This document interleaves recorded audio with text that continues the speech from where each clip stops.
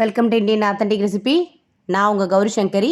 இன்றைக்கி நாம் செய்ய போகிறது பாலக் மசாலா, பசலைக்கீரை தொக்குன்னு சொல்லலாம். இந்த பாலக் மசாலாவை நான் எப்போ செய்தாலும் வீட்டில் எல்லாரும் விரும்பி சாப்பிடுவாங்க. எப்படி செய்கிறதுன்னு சொல்கிறேன் பாருங்கள். கீரையை எப்போவும் கட் பண்ணுறதுக்கு முன்னாடியே கழுவி எடுத்துக்கணும். கட் பண்ண பிறகு கழுவக்கூடாது, அதில் இருக்க சத்துக்கள் போயிடும். இதில் இருக்கிற நரம்பு தண்டு பகுதியை எடுத்துகிட்டு வெறும் கீரையை மட்டும் சேர்த்துக்க போகிறோம். இதனுடைய தண்டு பகுதியை தூர விசிறாமல் நட்டு வச்சிங்கன்னா திரும்பவும் முளைச்சிடும். கீரையை கட் பண்ணி எடுத்தாச்சு. அடுத்தது மசாலா அரைச்சிக்கலாம். 15 பல் பூண்டு, ஒரு பீஸ் இஞ்சி, 3 பச்சை மிளகா, காரத்துக்கு காஷ்மீர் மிளகாத்தூள் சேர்த்துருக்கேன். இது ஆப்ஷனல் தான். உங்ககிட்ட தனி மிளகாய் தூள் இருந்தால் 1 ஸ்பூன் அளவு சேர்த்துக்கோங்க. கொஞ்சமாக தண்ணீர் விட்டு நைஸ் பேஸ்ட்டாக அரைச்சி எடுத்துக்கணும். கரம் மசாலா, மஞ்சத்தூள், பெருங்காயத்தூள், உப்பு எல்லாமே அரை ஸ்பூன் எடுத்து வச்சுக்கணும். 15 பல் பூண்டு, ஒரு வெங்காயம் கட் பண்ணிக்கணும்.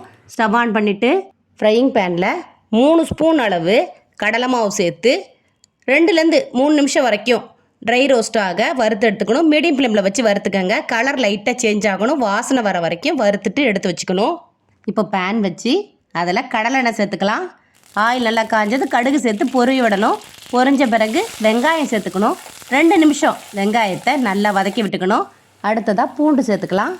பூண்டு அதிக அளவு சேர்த்துக்கிட்டிங்கன்னா நல்ல ஒரு ஃப்ளேவரும் டேஸ்ட்டும் கிடைக்கும். நல்லா வதக்கி விட்டுக்கோங்க. நல்லா வதங்கின பிறகு தான் அடுத்ததாக மிளகாய்த்தூள், பூண்டு, இஞ்சி, பச்சை மிளகா பேஸ்ட்டாக அரைச்சி வச்சுருக்கோம் பாருங்கள், அதை சேர்த்துக்கணும்.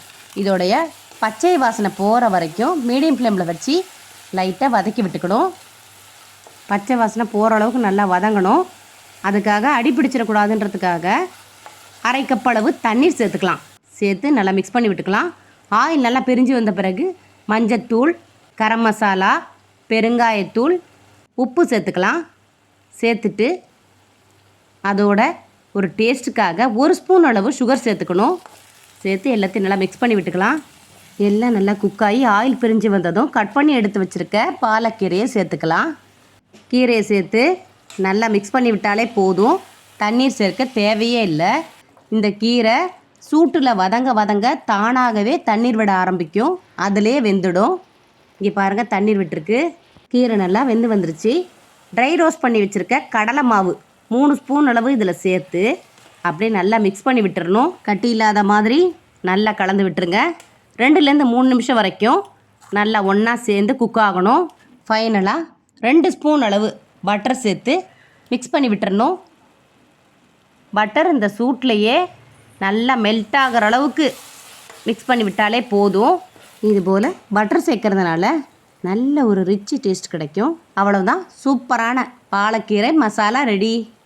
இட்லி, பூரி, சப்பாத்தி, சாதம் இதோட சேர்த்து சாப்பிட்டு பாருங்கள், எக்ஸலண்ட்டாக இருக்கும். நெக்ஸ்ட் டைம் பாலக்கீரை வாங்கும்போது இந்த ரெசிபியை ட்ரை பண்ணிவிட்டு எப்படி இருக்குன்னு சொல்லுங்கள். நன்றி.